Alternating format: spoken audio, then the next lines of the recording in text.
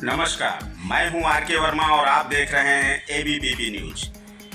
Screen पर जो हमारे दर्शकों को इमारत नजर आ रही है, जो ये निर्माण नजर आ रहा है, ये देश का इंडिया गेट है, जो देश की राजधानी दिल्ली प्रदेश के नई दिल्ली जिले में स्थित है। इंडिया गेट को अखिल भारतीय युद्ध स्मारक के नाम से भी जाना जाता है। और युद्ध स्मारक के नाम से क्यों जाना जाता है, इसके पीछे भी अपना एक इतिहास है। 43 मीटर ऊंचे इस स्मारक का निर्माण इसका भूमि पूजन 1919 में किया गया था, जो 1931 में बनकर पूर्ण हुआ। इस स्मारक का निर्माण 9000 भारतीय ब्रिटिश सैनिकों व कुछ अंग्रेजी सैनिकों की याद में किया गया था, जो सैनिक प्रथम विश्व युद्ध 1914 व अफगान युद्धों में शहीद हुए थे। लाल पीले बलुआ पत्थरों से बने इस स्मारक पर प्रथम विश्व युद्ध व अफगान युद्ध में शहीद हुए सभी ब्रिटिश व इंग्लिश सैनिकों को मिलाकर के 13,300 सैनिकों के नाम गेट पर उत्कीर्ण हैं। इस स्मारक का डिजाइन प्रसिद्ध आर्किटेक्ट सर एडविन लुटियंस ने किया था, जिन्होंने नई दिल्ली जिले का भी पूरे डिजाइनिंग की थी, जिनके डिजाइन अनुसार पार्लियामेंट, राष्ट्रपति भवन आज जो भी स्मारक, जो भी बिल्डिंग्स हैं, ये सब एडविन लुटियंस की ही डिजाइन की हुई है। जब यह बनकर तैयार हुआ तो इसके सामने जॉर्ज पंचम की एक मूर्ति लगी हुई थी, जिसे आज़ादी के बाद ब्रिटिश राज के समय की अन्य मूर्तियों के साथ ही कोरोनेशन पार्क में स्थापित कर दिया गया। अब प्रतीक के रूप में केवल एक छतरी भरी यहाँ पर रह गई है। और अब इसी के सामने तुम मुझे खून दो, मैं तुम्हें आज़ादी दूंगा का नारा देने वाले नेताजी सुभाष चंद्र बोस की मूर्ति लगी हुई।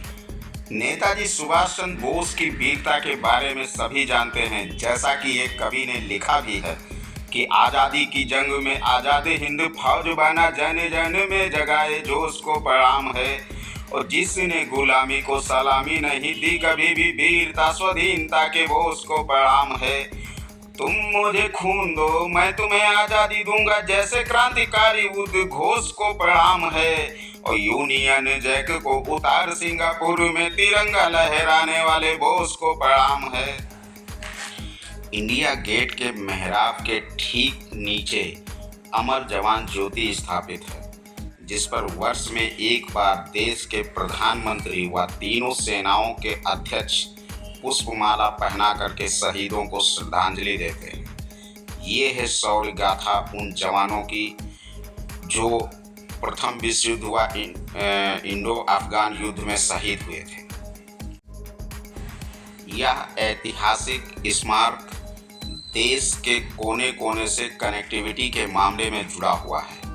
दिल्ली आप हवाई, रेल व बस किसी भी प्रकार की यात्रा कर करके दिल्ली पहुंच सकते हैं। यदि आप हवाई सफ़र करते हैं तो आपको इंदिरा गांधी अंतर्राष्ट्रीय हवाई अड्डे तक जाना होगा। वहां से टैक्सी के द्वारा आप इंडिया गेट पहुंच सकते हैं।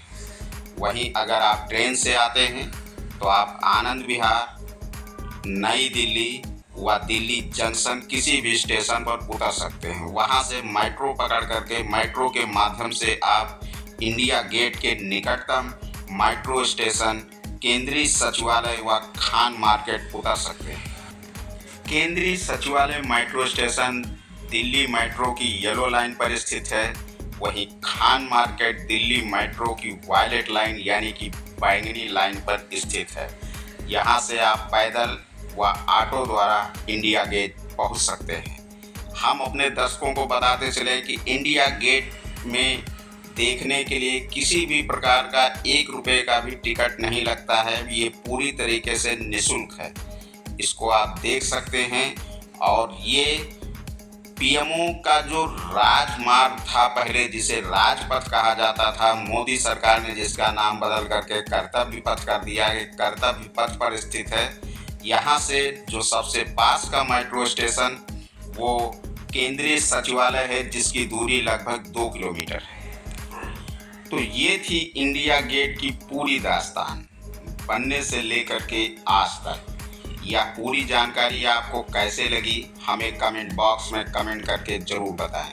इसी के साथ ही ऐसी ही ताज़ा तरीन व ऐतिहासिक जानकारियों के लिए, नई नई खबरों के लिए चैनल को लाइक एवं सब्सक्राइब कर घंटी वाला बटन दबाना ना भूलें।